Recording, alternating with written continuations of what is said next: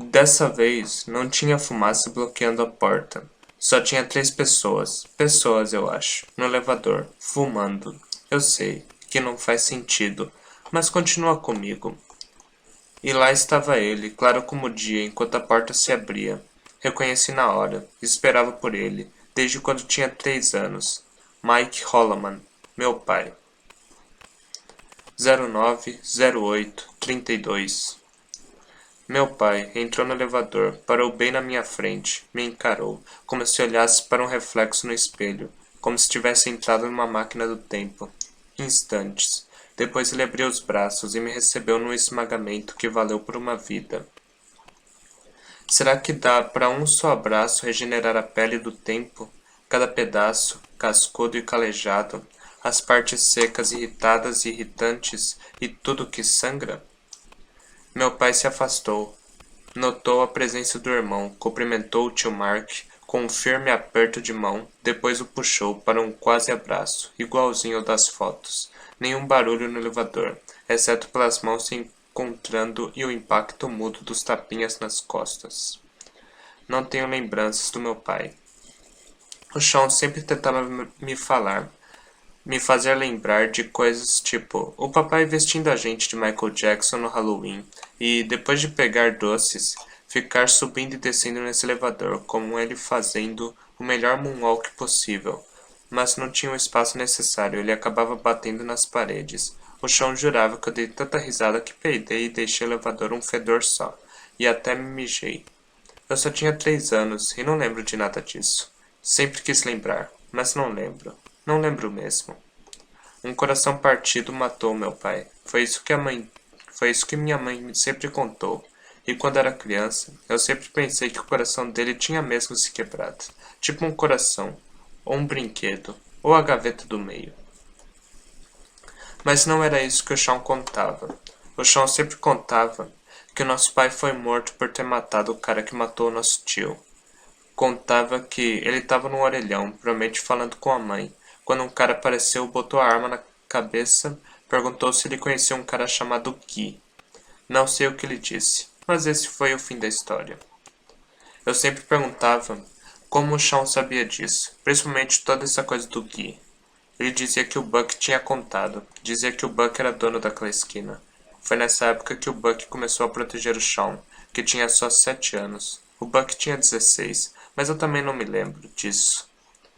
Oi, Will. A voz do meu pai era nova para mim, grave, meio rouca, no final de cada frase, como eu achava que a do Shawn seria um dia.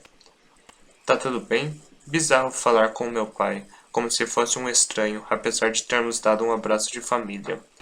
De boa, sei lá, eu disse, sem saber o que falar.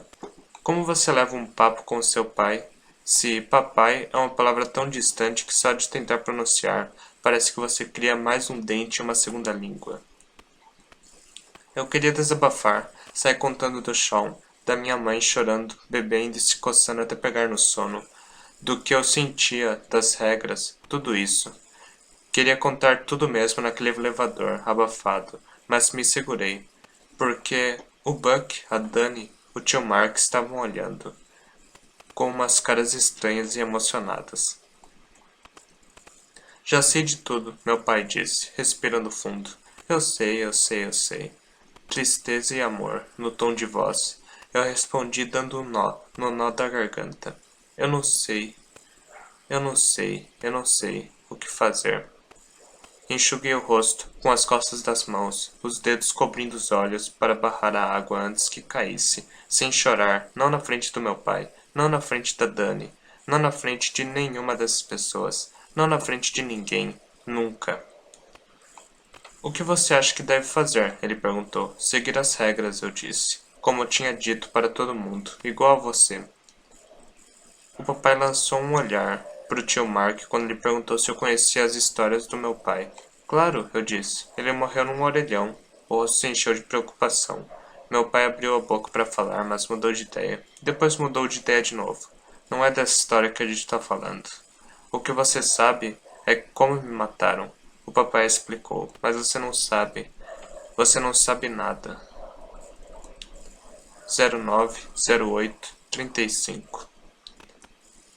Quando o Mark foi baleado, eu fiquei destruído, mudado, nunca mais fui o mesmo. Parecia que cacos do meu coração tinham me cortado por dentro, igual você ouviu da sua mãe. Você e o chão eram crianças, e eu não conseguia voltar para casa e continuar sendo pai e marido, se já não podia mais ser irmão. Depois do que aconteceu, não do jeito que aconteceu, mas eu não chorei, não fui dedo duro. Sabia exatamente quem matou o Mark, sabia quem podia ir atrás dele, as regras. Aprendi com o Mark, ele aprendeu com o nosso pai. Aquela noite, andei 2 quadras e foi aonde o Mark ficava, onde aconteceu a merda. Fiquei esperando até a hora que um cara saiu de um prédio. Foi até a esquina do Mark. Bateu um papelote na mão de um cliente. Rolou dinheiro. E eu soube que esse era o cara. O cara que deu um tiro no meu irmão no meio da rua. Eu fiz o que precisava. Capuz na cabeça, arma na cintura. Quando ele percebeu, eu já tinha apertado. Pá, pá, pá. No terceiro, ele já tinha caído. Mas eu dei mais um só porque estava irado. Tão irado, parecia que tinha entrado alguma coisa em mim. Essa coisa que o meu pai disse que tinha entrado nele deve ser o que minha mãe chamava de noite. Meu pai disse que saiu correndo tão rápido que o tênis quase não tocava o asfalto. Disse que pegou o caminho mais longo, fez a pistola sumir e o tiro virar silêncio. Quando chegou em casa, tomei um banho quente, tão quente que me arrancou o couro. Ele disse: Não consegui beijar sua mãe, não consegui dar boa noite para vocês dois. Só fiquei lá, pelado, naquela banheira suja, e só a porcelana fria me salvava do sono do pesadelo. Mas você fez o que tinha que fazer, eu disse, depois de ouvir meu pai admitindo o que eu já sabia. As regras são as regras. O tio Mark e o meu pai me olharam com olhos vazios, oscilando bem no meio da culpa e da mágoa, e eu sem entender nada até meu pai contar que ele tinha matado o cara errado. Você não matou o Gui? Eu perguntei, confuso. Não, eu matei. Meu pai falou, com a voz falhando, mas o Gui não tinha matado o Mark. O Gui era só o carinha novo que queria ser o bonzão, que queria fazer os amigos uns trocos, um lacaio do cara que matou o Mark. Ele explicou. Mas, por quê? Por que você atirou nele? Eu perguntei. Eu não sabia que ele não era o cara. Meu pai disse, um tremor na fala. Tinha certeza de que era o assassino. Só podia ser. Apoiei o corpo na parede, perto da Dani, pensando e olhando para o meu pai, que de meu pai não tinha nada. Ao menos não como eu imaginava. Um homem que se movia com precisão, paciência, propósito. Não um bobão que saía metendo bala em gente à toa. À toa.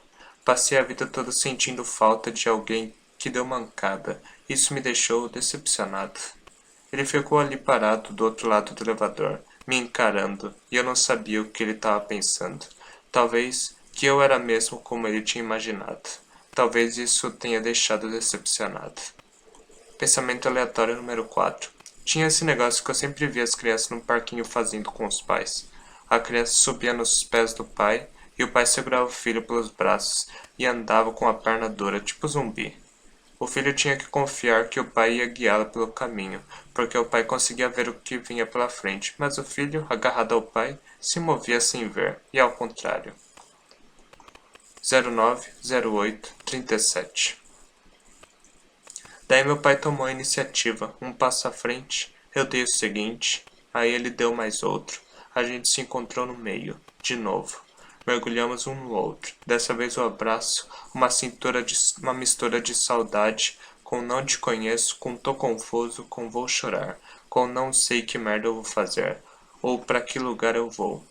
A mão do meu pai agarrou minhas costas, e eu fiz o que podia para enterrar nos braços dele, para me prender na sensibilidade tão estranha e familiar da paternidade.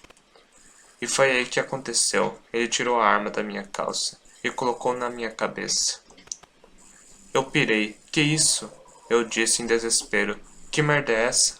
Olho no olho, uma lágrima caiu pelo rosto dele. Só uma. Então não conta. Uma dor no peito, como se um peso me espremesse pelo pescoço, tipo patê. Ele engatilhou a arma. O barulho era da porta se fechando. Eu gritei, socorro, mas não consegui ver mais ninguém. Nem o tio Mark, nem a Dani, nem o Buck, nem um pio, nem sentir o cheiro do tabaco virando alcatrão. Parecia que então éramos só nós dois. Eu e meu pai, ambos aparentemente perdendo a noção. Meu pai ficou em cima de mim, a arma encostada de um lado da cara. Era a primeira vez que uma estava apontada para a minha cabeça. A primeira vez que eu cheguei tão perto da morte, do fim, e nas mãos do meu pai. Pá, pá, você deve achar que eu estava. Você deve achar que eu estava pensando se ele ia ou não partir para a ação, já que ele não era nem real. Mas o carinho era real. E o gatilho era real. Não tinha bala fantasma naquele pente. Era bala de verdade. 15 no total. Uma para cada ano da minha vida. Minha barriga estava doendo. Um mundo ruindo. O bem lá no fundo. E não demorou muito para eu sentir que ia rachar ao meio. Uma coisa quente correu pela parte de baixo do meu corpo, ensopando minhas pernas e o tênis. A fumaça de cigarro atravessada de novo, dessa vez pelo cheiro do meu mijo. 09, 08, 40. Daí meu pai desarmou o gatilho, me envolveu com os braços de novo, apertou com força, como se eu fosse um boneco de pano. Devolveu a arma para minha calça. Dei um grito, empurrei ele para longe, berrei até a garganta virar machucado, e as minhas palavras chiado, minguado, molhado, com medo de ser confundido com um pobre coitado. E meu pai ficou ali encostado, me encarando, nariz empinado, metido, calado, e eu explodindo.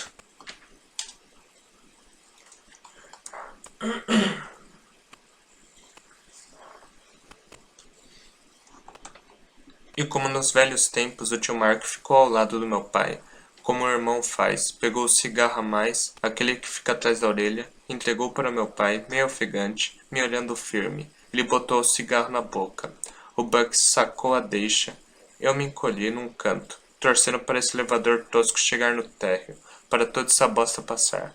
Mais rápido e acabar logo. O Buck riscou o fósforo, e o elevador parou de novo.